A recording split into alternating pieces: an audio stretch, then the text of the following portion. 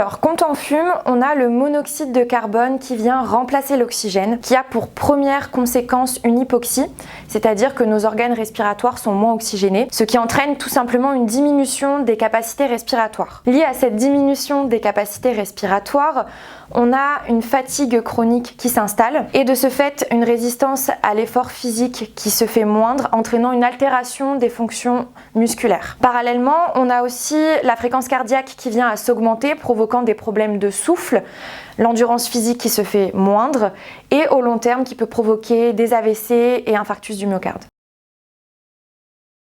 On parle d'activité physique lors de l'arrêt du tabac tout simplement parce que ça a de réels bénéfices. On a une réduction au niveau des risques cardiovasculaires, on a également une modération au niveau des symptômes de sevrage, par exemple troubles du sommeil, irritabilité, et on a aussi une régulation au niveau d'une éventuelle prise de poids lors de l'arrêt du tabac. D'après les recommandations de l'OMS, on a une préconisation d'au moins 30 minutes d'activité physique par jour.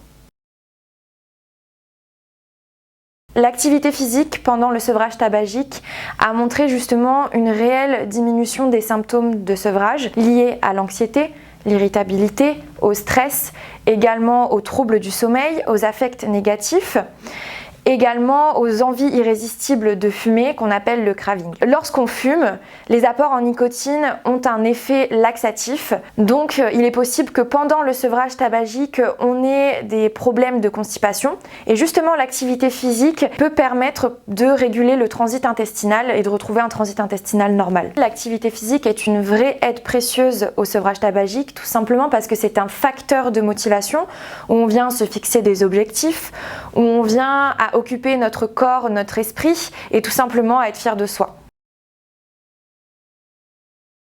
Je vous conseille vraiment de pratiquer une activité physique pendant le mois sans tabac, tout simplement parce que ça a des bénéfices au long terme mais aussi à court terme. Notre corps peut réagir positivement dès le début. Par exemple, au bout de 8 heures, on a le monoxyde de carbone qui diminue de moitié, l'oxygénation redevient à la normale. 72 heures après, respirer devient beaucoup plus facile, on retrouve notre énergie. 3 mois après, la toux et la fatigue diminuent, on retrouve notre souffle et marcher devient plus facile.